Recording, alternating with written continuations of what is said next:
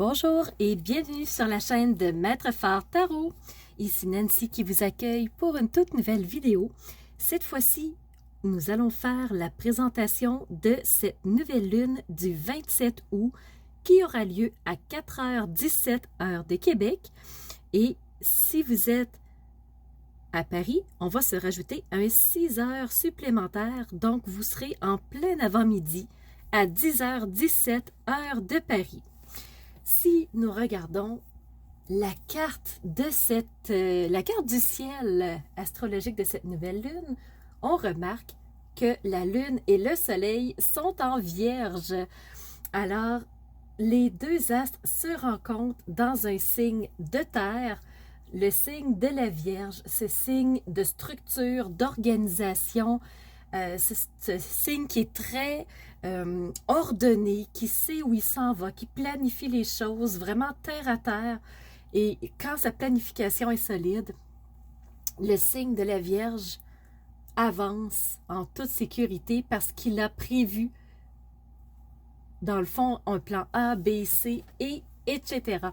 Alors, voilà la lune du 27 août qui est en Vierge en ce moment. Alors, sur cette carte astrologique, on remarque une première chose qui est flagrante, c'est qu'on retrouve encore une fois ce grand carré en croix. Alors, ce n'est pas la première fois, ce n'est pas la deuxième fois, c'est la troisième carte de suite sur laquelle on retrouve un grand carré en croix. Alors, il y a eu la nouvelle lune du mois de juillet, la pleine lune, aussi donc la nouvelle lune du 28 juillet, la pleine lune du 11-12 août, où on a eu un grand carré en croix de la même manière, et cette troisième fois qui est en elle-même une nouvelle lune, et c'est celle du 27 août que nous sommes en train de parler. Alors, évidemment, un carré à 4 points d'appui. Encore une fois, on retrouve un des points d'appui avec le nœud lunaire sud, toujours en Scorpion. Nous en avons parlé déjà dans les deux cartes précédentes, les deux présentations, donc nouvelle lune et pleine lune. Et encore une fois, la nouvelle lune a un point d'appui dans le Scorpion avec le nœud lunaire sud. Un deuxième point d'appui est encore une fois en Verseau avec Saturne rétrograde qui est effectivement dans ce Verseau. Un troisième point d'appui toujours en Taureau. Taureau avec Uranus et le nœud lunaire nord. Nous en avons parlé dans les autres présentations comportant un grand carré en croix. Je vais vous laisser d'ailleurs sous la vidéo le lien de la présentation de la nouvelle lune du 28 juillet qui initiait un nouveau départ avec un grand carré en croix. Et je vais aussi vous laisser la vidéo de présentation de la pleine lune que je viens tout juste de faire pour ce 11-12 août, où on avait encore une fois un grand carré en croix qui ressemble beaucoup à celui-ci, mais à la différence, je trouve qu'il y a plus de bleu, donc plus de bonnes énergies. Ce qui veut dire qu'on se sort des défis, on réussit à dépasser des défis dans cette troisième carte avec un grand carré en croix. Et le quatrième point d'appui que je n'avais pas mentionné est encore une fois en Lion, mais cette fois-ci, c'est avec la planète Vénus. Donc, c'est Vénus dans ce signe feu, ce signe passionnel, ce signe de chaleur du lion, d'expression de soi, de son identité. Alors, c'est Vénus qui va venir jouer ce rôle. Vénus, cette planète coquette, cette planète d'amour, cette planète de bien-être, cette planète de prendre soin de, cette planète de s'apporter des petites attentions, de petites intentions pour faire plaisir. Donc, c'est Vénus qui est cette fois-ci en Lion. Alors, bien entendu, on remarque rapidement qu'il y a énormément de carrés. C'est ce qui fait le grand carré, donc cette forme majeure pour cette nouvelle lune du 27 août. Que vous dire? Bien sûr, on a encore une croix, donc avec des oppositions qui viennent se croiser de façon perpendiculaire. Alors, bien entendu, on a une opposition avec Uranus et avec le nœud lunaire sud. Donc, pour avancer, pour avoir mieux, pour s'améliorer, il faut lâcher prise, il faut abandonner des choses. Et cette opposition nous confirme que pour l'être humain, c'est des défis encore une fois. Il y a des tiraillements, c'est pas aussi facile qu'on voudrait, c'est pas aussi aisé qu'on aimerait. Il y a des défis pour réussir à changer des choses, confronter des peurs, se sortir de croyances. Alors vraiment, cette opposition nœud lunaire sud et Uranus qui se trouve en Taureau, ça nous amène des défis. On a une deuxième opposition entre Saturne et Vénus. Donc Saturne, cette logique qui dit à Vénus, écoute, oui, tu veux te faire plaisir, oui, tu veux avoir des moments agréables, oui, tu veux ressentir du bonheur, de l'amour, de l'estime, de la compréhension, mais attention de ne pas tomber dans ce côté passionnel de la Vénus qui est un côté d'excès et Saturne qui lui dit allons-y avec douceur, allons-y dans le temps, allons-y pour que ça dure, que ça soit solide, prenons le temps d'avancer pas à pas et la Vénus peut-être qui tiraille pour que ça soit plus rapide, la Vénus qui est bien entendu en carré avec Uranus, on vient tout juste d'en parler, qui est cette planète de changement. Donc, qu'est-ce qu'on veut apporter comme changement pour s'aimer davantage, pour aimer davantage, pour avoir plus d'amour de soi, pour oser prendre soin de soi? Alors, les défis entre Vénus et Uranus sont là. Pour aimer plus, qu'est-ce qu'on doit changer? Qu'est-ce qu'on doit améliorer? Qu'est-ce qu'on doit modifier dans notre état d'être, dans notre façon de faire, dans nos modes de vie? Alors vraiment, les défis pour cette nouvelle lune du 27 août entre Vénus et Uranus sont là.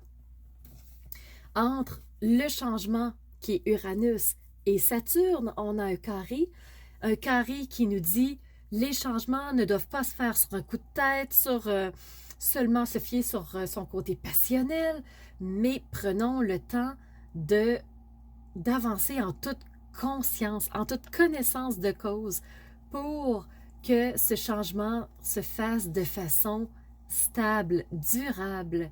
Alors Saturne qui dit ayons plus de conscience, prenons le temps d'exposer les choses, de voir tous les angles morts, tout ce qui est caché, tout ce qui est visible, ce qu'on connaît, ce qu'on ne connaît pas, mais allons-y avec logique, avec réflexion.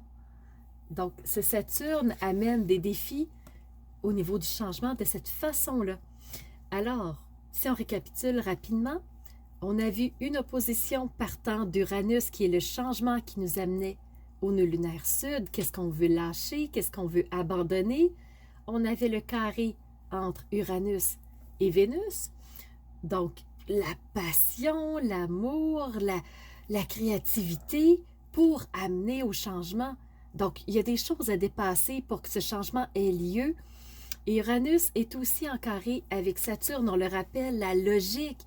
Donc, avant de faire un changement, allons-y pas de n'importe quelle façon, mais prenons le temps de réfléchir, d'exposer les choses, de voir tous les angles et réfléchissons avant d'avancer.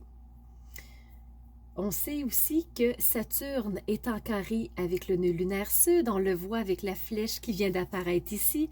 Donc, cette sagesse de savoir ce qu'il y a à abandonner, avoir en tête, prendre le temps de réfléchir à ce qu'on doit abandonner pour que ça coule de source, que ça soit plus fluide dans nos vies.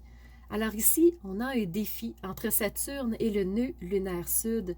Ce qu'on veut abandonner, mais prenons le temps de réfléchir, de ne pas y aller à l'aveuglette. Le nœud lunaire sud est aussi en carré avec Vénus, donc Vous voyez, je fais le tour de ce grand carré. Donc, j'expose vraiment les limites extérieures de ce grand carré-là pour le moment. Le nœud lunaire sud, je le disais il y a quelques secondes, il est en carré avec Vénus. Vénus, cet amour, cette passion, ce vouloir aimer, être vu, la façon qu'on va être vu dans l'œil de l'autre. Donc, ça nous amène à avoir peur du jugement et souvent, on a peur d'avancer, on a peur d'abandonner des choses, on a peur de modifier notre façon d'agir, de penser ou de vivre parce qu'on veut être aimé de l'autre. Et ce défi entre le nœud lunaire sud et Vénus, il se trouve là. Qu'est-ce qu'on va oser abandonner pour aimer, pour être aimé, pour oser être vu de l'autre d'une façon qui nous correspond davantage? Alors voilà pour le grand carré, on a parlé des oppositions aussi qui formaient la croix à l'intérieur. Et maintenant, on va aller voir ces belles lignes autour. Rapidement, je parle d'une dernière énergie, un peu d'opposition. Donc, cette énergie à défi qu'il reste à aborder. Il en reste deux, en fait. Donc, une entre la lune noire qui est présentement en cancer et qui s'en va rejoindre Chiron. Alors, la lune noire est en carré avec Chiron. Qu'est-ce que ça veut dire? C'est qu'on a encore une fois un défi entre, on veut observer les choses, on veut voir tous les angles, on veut prendre le temps de réfléchir, d'être vraiment dans un état de réflexion, de réflexivité qui va nous amener à un point plus satisfaisant dans notre vie.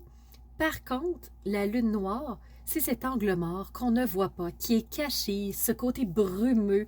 Quand on se sent dans le flou, le brouillard, ben c'est la lune noire qui est présentement en cancer. Elle l'était d'ailleurs lors des dernières vidéos. Alors, je vous invite à aller voir la vidéo de la pleine lune du 11-12 août. Alors, vous allez encore mieux comprendre ce que je suis en train de vous expliquer en ce moment. Mais ce défi, c'est de savoir ouvrir nos angles morts, d'enlever nos œillères et d'aller voir plus loin ce qui se trouve dans ces coins sombres, ces coins cachés, de les observer, de mettre de la lumière dessus pour être capable de s'aimer davantage, pour être capable d'aimer davantage, pour être capable d'abandonner ce qui se doit de l'être dans notre vie, en toute réflexivité, pour qu'un changement soit efficace et productif dans notre vie. Une dernière énergie à défi que je voulais vous parler, c'est ce carré, donc ce défi, encore une fois, qui se trouve entre Mars et la nouvelle lune, qui est la lune et le soleil rassemblés dans la Vierge. Alors, on a un carré à cet endroit-là. Qu'est-ce que ça veut dire? Ben, Mars, c'est la planète de l'action, la planète qui veut avancer sur des chapeaux de roue, qui veut créer, qui veut instaurer beaucoup de choses, mais qui ne prend pas toujours le temps de réfléchir, qui ne prend pas toujours le temps de voir si ça plaît aux autres. J'avance, j'avance, j'avance. Il a une soif de créer ce Mars. Et cette fois-ci, il est en carré entre la Lune et le Soleil. Alors, pour que Mars puisse être plus efficace, il va falloir qu'il s'adoucisse. Alors, il va falloir qu'il observe un peu plus ce qui se passe autour de lui, qu'il regarde si ses actions plaisent aux autres, si ça ne froisse pas un peu. Mars va devoir s'ajuster aux autres planètes parce qu'il y a énormément d'aspects dans le ciel et Mars est un petit peu bousculé dans le ciel en ce moment. Alors, pour dépasser cet obstacle-là, ben Mars, oui, va devoir regarder comment il peut s'exprimer davantage, de quelle façon il devrait s'exprimer pour être meilleur dans son relationnel, pour être encore plus efficace. Il va falloir vraiment qu'il réfléchisse un peu plus, qu'il se fie à ses intuitions. Alors vraiment, Mars va avoir de beaux défis pendant cette nouvelle lune. Et c'est pas que Mars, c'est qu'on le ressent aussi à travers nos énergies, cette planète Mars-là. Alors nous aussi, on a à mettre de l'eau dans notre vin, à s'adoucir, à voir si ce que l'on fait a des répercussions chez l'autre. Est-ce que c'est favorable comme répercussion? Est-ce que c'est des répercussions que je souhaite créer? Et si c'est pas ce que je voulais faire, ben comment je peux me raviser? Comment je peux me rattraper pour que le relationnel soit en meilleur état, si vous voulez? Alors, allons-y maintenant avec les énergies positives parce qu'il y en a plusieurs. On va y aller avec les sextiles, donc ces énergies favorables qui sont ces étoiles bleues. La première, allons-y entre le Cancer et le Taureau. Nous avons un sextile qui se joue entre la lune noire et cette conjonction qui est toujours Uranus et nœud lunaire nord. Alors, même si la lune, cet angle mort, nous donne des défis dans notre observation, elle nous porte dans le changement.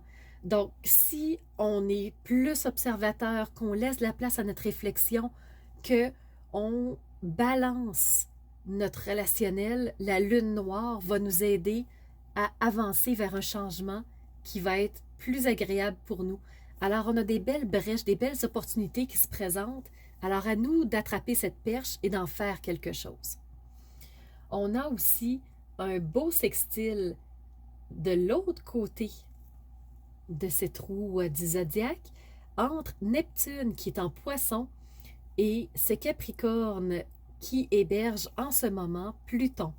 Deux planètes rétrogrades, donc Neptune rétrograde à 24 degrés en Poisson dans le 3e décan et on a aussi Pluton en 3e décan rétrograde, celui-ci à 26 degrés. Donc c'est presque un sextile parfait et ces énergies-là vont être porteuses pour nous.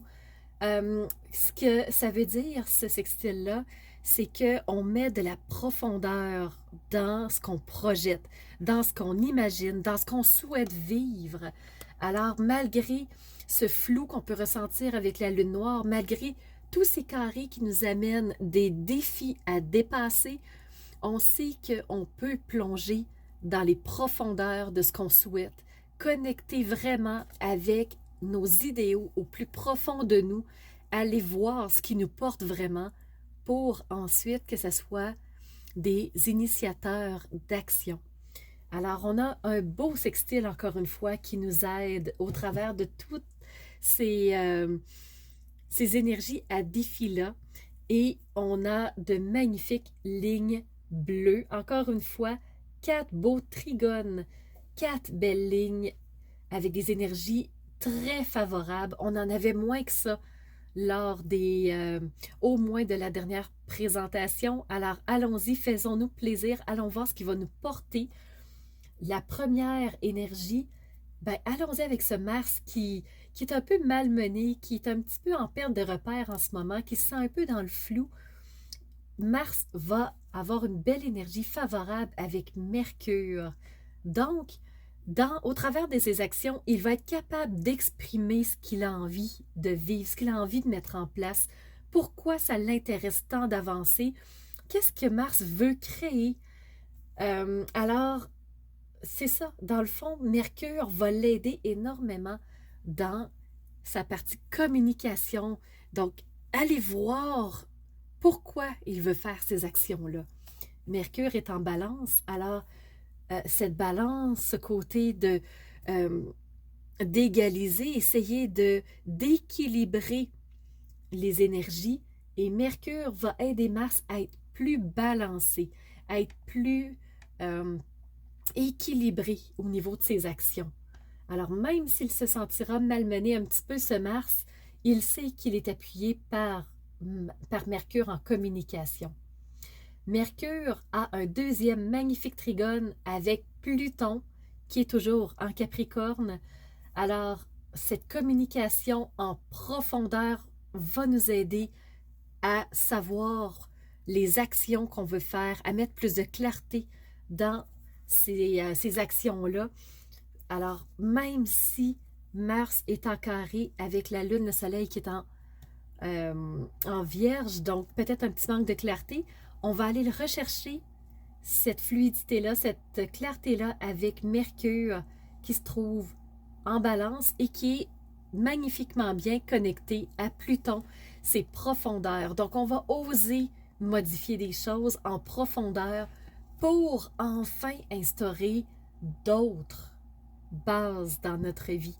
Alors, il y a vraiment des belles opportunités qui se présentent. Un autre trigone, un troisième, c'est encore une fois à partir de la lune noire. Cette fois-ci, elle descend jusqu'au nœud lunaire sud. Alors, ce qu'on veut se débarrasser ne sera pas flou, mais va prendre tout son sens avec cette lune noire qui s'éclaire, qui se clarifie.